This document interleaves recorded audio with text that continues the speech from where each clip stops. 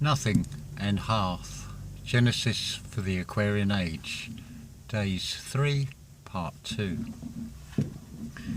A short interlude now, and something of both a revelation to me as much as it confirms to me, seek and ye shall find.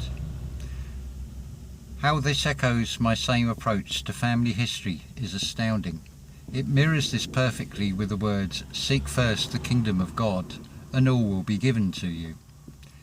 Be it meditation, family history, or Bruckner symphonies, the path has always been from within, from intuition. Even if I could not see it at the time.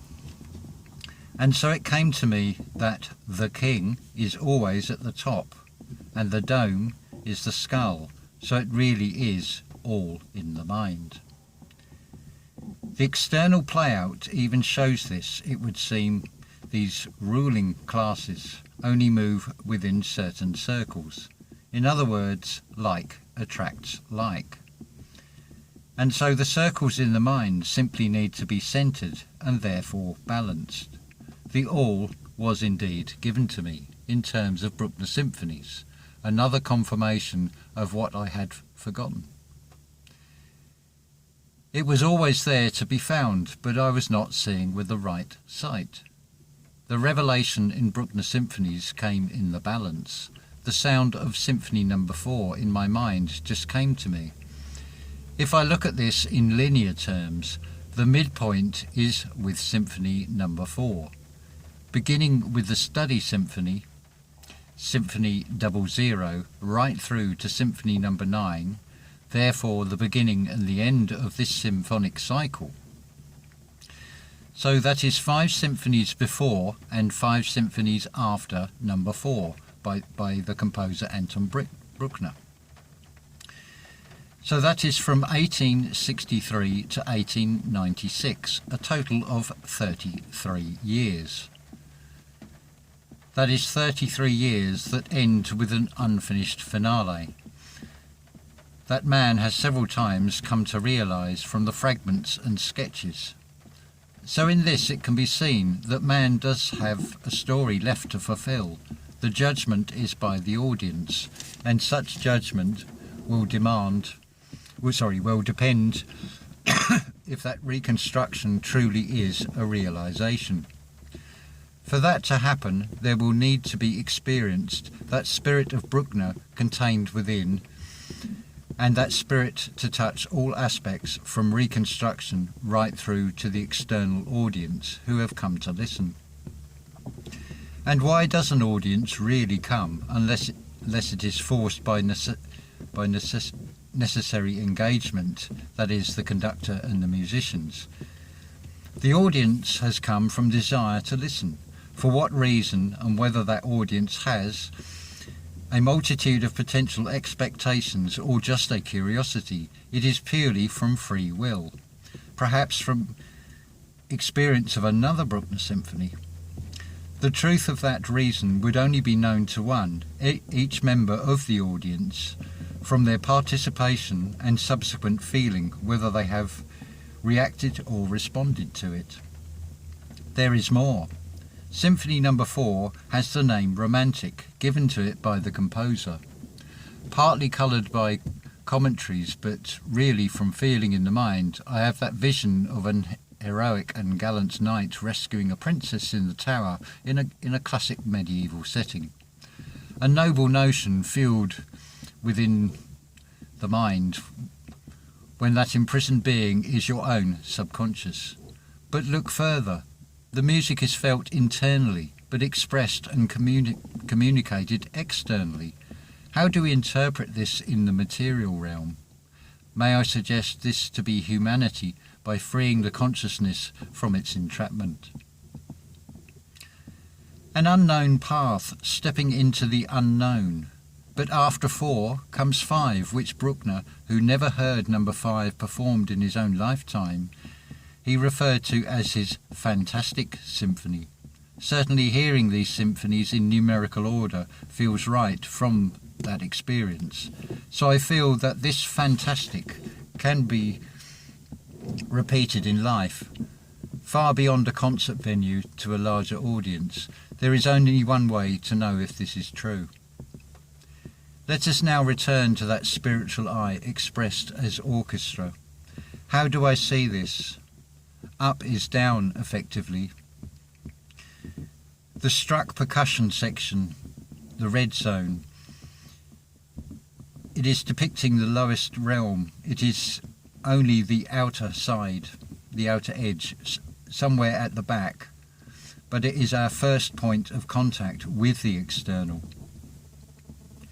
And what you hear will strike you. Hence the red zone is the percussion. Next is earth, green, the brass, heavy, more denser and solid than the woodwinds, but between the red fire and the air. And that is shown in green. The yellow section represents air or spirit. Surrounding these are the strings, blue like the waters above and below. At the very centre on a podium, the conductor. The strings are the motions and nervous and other systems, just like the human physical being, the greater part of this body. The centre of the eye looks inward to the orchestral body and guides. The orchestral players are then kept in balance. For example, a passage or path for a solo wind instrument may be in dialogue with our emotional strings.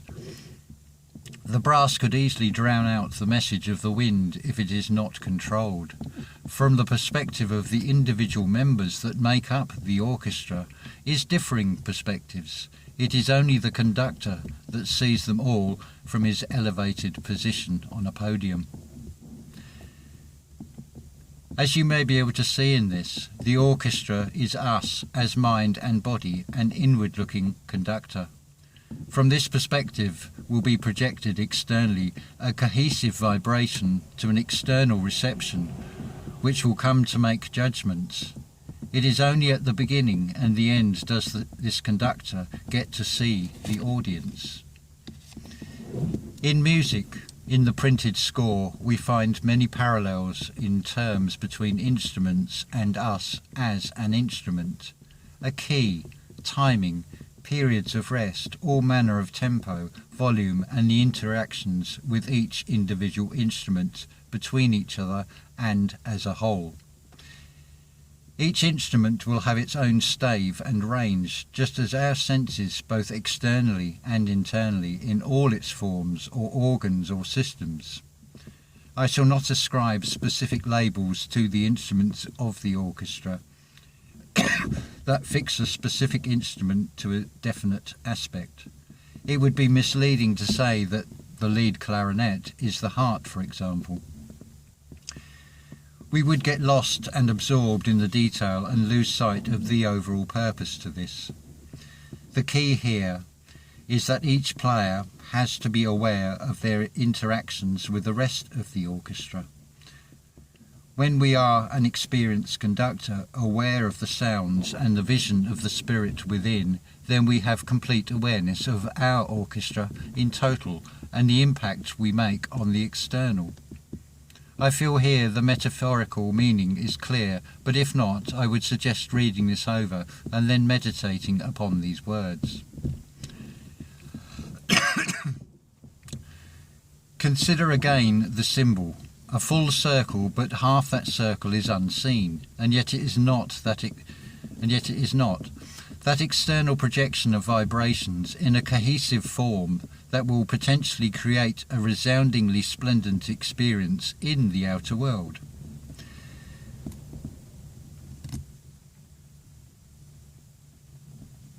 Another way to express this symbol is in the sides of the coin. Here the labels of heads, tails and edge confuse. There are three sides upon which, if you are in the middle of the two faces, you see both, but only half of the centre one, which we call the edge. You are also looking inward from an outer higher perspective, which is a narrow one. If you center yourself on either side of the two faces of the coin, all you will see is one side and a limiting edge, and your focus is also totally outward or external. Hence, listen carefully to the sound of the words in turn all and extern all. Do you see the cross after the E of energy in external? Albert said E equals, which is energy, which is true. Bruckner did not begin to receive any popularity or recognition as a composer until his latter years, which came after the premiere of his 4th and 7th symphonies. This was Bruckner's lucky 7. Within this symphony is the loss of Bruckner's god, Richard Wagner. Bruckner was devastated, but there is a distinct change in the mood and feeling from the sombre funeral atmosphere of the end of the 2nd movement and the sudden, brighter, faster tempo 3rd movement. Its opening theme has been likened to the cockerel crowing at daybreak. For Bruckner, this was indeed a brand new day. It very much captures that letting go of all attachments and embracing that leap in the mind in the awakening stage of consciousness, in my opinion. How does this all sound to you so far? Where next? The Viennese music critic Edward Hanslick was very much on one side of the coin. His inability to comprehend the future and Bruckner's symphonies did Bruckner no favours. Hanslick's hatred of Wagner was the music critic's preconceived emotional response, so that when Bruckner's 3rd Symphony was born in 1873, its dedication and direct musical quotes of Wagner was too much for Hanslick. And so Bruckner became the victim in a war between the new romantic genre and the older traditional music carried on by Brahms and Schumann. By all accounts, this war was almost sectarian. Two opposing camps developed as musicians and the public picked a side. Wagner dismissed Hanslick's attacks by caricaturizing him as Beckmesser in the Master Singers of Nuremberg. On the other hand, Bruckner was deeply affected by such criticism and then entered into constant revisions of his symphonies. This revision mania, as it has become to be known by musicologists, was in many ways not unlike going within in spiritual terms. The reaction to Hanslick's remarks is the distinction between the artistic personalities of Wagner and Bruckner. Again, art is subjective, and so with regard to both composers' creations and intentions, not to mention their legacies to humanity, both are equally valid, but in the spiritual sense, perhaps a more balanced response would have been the middle path to walk. Although very different personalities, both Wagner and Bruckner share a similarity in that neither composer was a child prodigy, such as Mozart or Beethoven. If anything, both Wagner, from a theatrical aspect, and Bruckner, from a village church organist aspect, were comparatively older when in coming to composition. Bruckner was not to reach a point where he felt confident to compose until after passing musical examinations at the age of 40. The official stamp was clearly important to Bruckner, as he invited friends to celebrate the event. The all-pervading spirit. Richard Wagner, born 1813, died 1883, and Anton Bruckner, born 1824, died 1896, were both composers that were influenced by the enormous personality of Ludwig van Beethoven, 1770 to 1827. The death of Beethoven had created something of a void with no apparent heir, although many composers saw themselves as his successor in musical circles. Names such as Brahms, whose first symphony was referred to as Beethoven's 10th. Schumann, Liszt, Wagner and Bruckner, as well as many other composers, all desired to fill that void. It could be said that Beethoven's musical stature could not be filled by a single successor, and I would suggest the spirit of Beethoven was to dwell in many subsequent artists. Certainly the operatic and theatrical spirit was in Wagner, that of the symphonist spirit was in Bruckner. Whereas most composers' output is to be found across all mediums from solo keyboard to large-scale orchestral and operatic works, both Wagner and Bruckner wrote little in terms of major works outside of the opera and music dramas or the symphonies respectively. The spirit of artistic creator in the personality of Wagner is enormous in its own right. Arguably, Wagner's shadow was perhaps more far-reaching than that of Beethoven. The layout of the modern cinema, the sunken orchestral pit, and numerous other Wagner ideas all have the Wagner influence, even today. His essays and writings and the post-Wagner history of Wagner's own festival theatre that still operates today have been closely linked and used by the Third Reich. The legacy of that history has not diminished Wagner's reputation as a composer. Bruckner also became promoted by the Third Reich as an Aryan archetype, but this seems to have been mostly forgotten. It is perhaps fortunate that technology and human curiosity and the spirit of Bruckner has pervaded that the finale of his Ninth Symphony has been completed by Bruckner scholars. As I have already suggested, that creative spirit is in all artists, and so it can be seen as eternal, passing into many human vessels. The evolution-devolution. In music, this is expressed in length of concert programs. For example, in Beethoven's lifetime, concerts were around 5 or 6 hours long. With Beethoven, the duration of the symphony almost doubled from the average 20 to 30 minutes to close to 1 hour, introduced with his Third Symphony, the Eroica. During this era, the early 19th century, human attention spans were far greater. In comparison, whilst symphonies have increased in duration, the duration of concert programs has decreased to around 3 hours. Human concentration levels having progressively decreased. This is the result of electrical fields upon the human mind. The line from Hotel California about all being prisoners here of our own device comes to mind. The increase in electrical fields is not the sole factor in the singular sense, but soul is the key in this, spelt S-O-U-L. The human mind works on electrical impulses in the brain, which of course is connected to the physical body. This material realm imitates, and so the electric is opposite of magnetism. It is by raising our spirit, the Kundalini rising or Christ consciousness, which is internal magnetism process. This will only work when we go into silence of the mind. Just like the music of a symphony, it begins from silence. It is this spiritual rising to the mind of the magnetism that is the real evolution of humanity. This is when the true music happens. The vibrations produced by our orchestra, directed by our own internal conductor. So to give true meaning to evolution, it is evolve, U-T-I, on.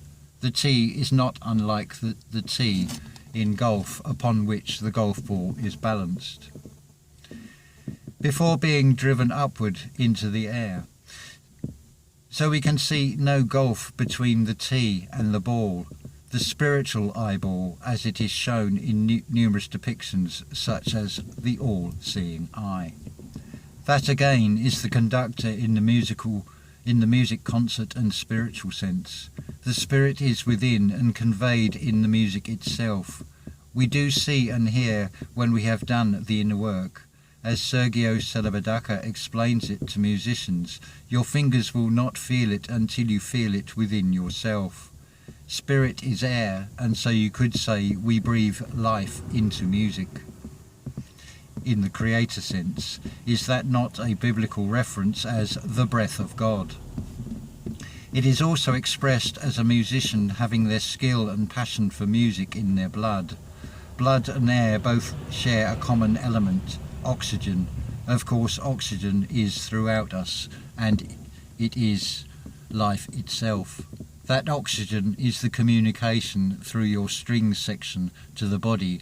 Just like the orchestral musicians, there is periods of rest which become long passages, either in solo or unison variously. So within us, our orchestra requires conducting in an ordered manner. The true score is that outstanding performance, and this is in our thoughts we create, the inner voice. There is another intermediary with music. This is the editing and publishing part. The problem that arises is when the focus is upon sharing and imparting the spirit message. Sorry, I'll read that again. The problem arises when the focus is not upon sharing or imparting the spirit message. Instead, the focus becomes the designs of a publishing house that sort and sift, harvesting for speculated profits from sales of scores. You could say there is a score to settle as in rest.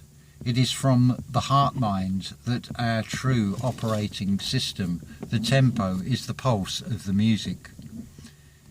There is such a thing called the Bruckner rhythm, which is a 2-3 and 3-2 rhythm of duplets and triplets. This rhythm features in many Bruckner symphonies. Abracadabra. I speak, therefore I create. This is the idea and composition we create with our inner voice or from our human thoughts. There is also a perpetual symphony in nature that can be felt. The easiest way is to do as an orchestra will do prior to a performance. This is the tuning. And so if we bring into contact our soul through our souls, we attune to nature's rhythms and can play fantastic solos or in unison with other players.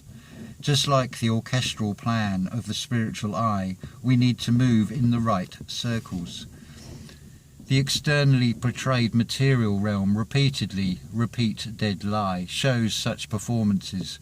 Have you noticed how Hollywood stars, politicians and royalty simply move within certain circles? And what of your circle? What circles in your mind? Worries? Negative thoughts? What would you create from that? A new world order of chaos, most likely? World spelt W-H-I-R-L-E-D. But if we create something positive, something lighter, we can create a beautiful music. So like a lighthouse, we are keeping a constant watch all round. Whereas the lighthouse projects outward only, our light is within and so without. So spelt S-O-W, because we are sowing seeds. Each instrument has a range from its bass to light spectrum. Our music, our compositions of the mind are best when they are light, but not static as a single tone, as this would be lost and lose momentum. One of the most documented aspects to Wagner, the composer, was his conception and development, idea developed in mind, of what he called leitmotifs. These are musical phrases associated with either a character, place, idea, or emotion. Wagner weaves these in his music dramas, so once we recognize these leitmotifs in sound, we can hear a story unfold in the purely orchestral preludes before the drama unfolds. These permeate the entire four-evening epic Ring cycle, where there are over 70 leitmotifs. Wagner did not apply labels to each leitmotif. That has been done by subsequent commentators. For example, at the very opening sounds of the Ring of the Nibelungs, the leitmotif of creation morphs into the leitmotif used to depict the river Rhine.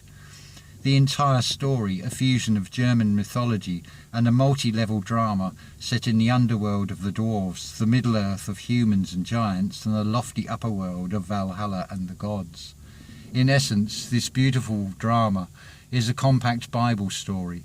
In the beginning, the celebration of gold in its natural beauty is stolen by renunciation of love and cast into a tyrannical symbol of absolute power and corruption.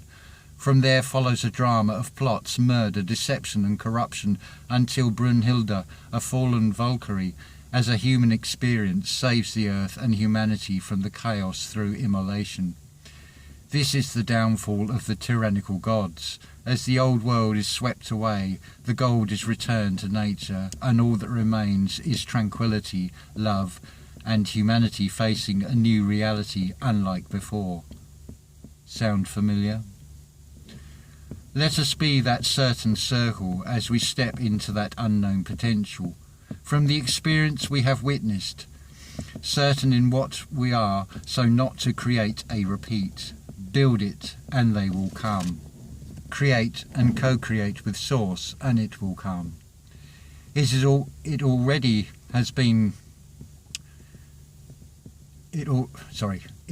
has, but most have simply forgotten, the amnesia, an anagram of am-sin-e-a. In other words, the am without I, without any responsibility of what we create, which is a sin to the ea, the source, the vibrations. Interesting, the ring cycle in spiritual explanation, but that is a book in its own right. I see it in my mind's eye instantaneously. I did say previously I did not know where this would take me, and I invite you to come along and walk with me. Entirely up to you, I know. I have to keep going, just like Wotan as the wanderer, but unlike him also, as I will listen when Erda speaks. Who feels like composing a symphony? Are you going to object and say to me you cannot? Is that a step into the unknown, too big a leap in the mind? And that is the end of Daze 3, Part 2. Yes, Daze 4 will involve a little practical exercise that you can do for yourself, and we'll come more onto that. It's totally flexible and entirely up to you. As I've said before, I'm going to use part of a Bruckner symphony purely as an illustration, but you are free to use any music of any genre, anything that resonates with you. This is just the principle for you. It's, shall we say, a rehearsal. And a rehearsal for life, a rehearsal for spirit.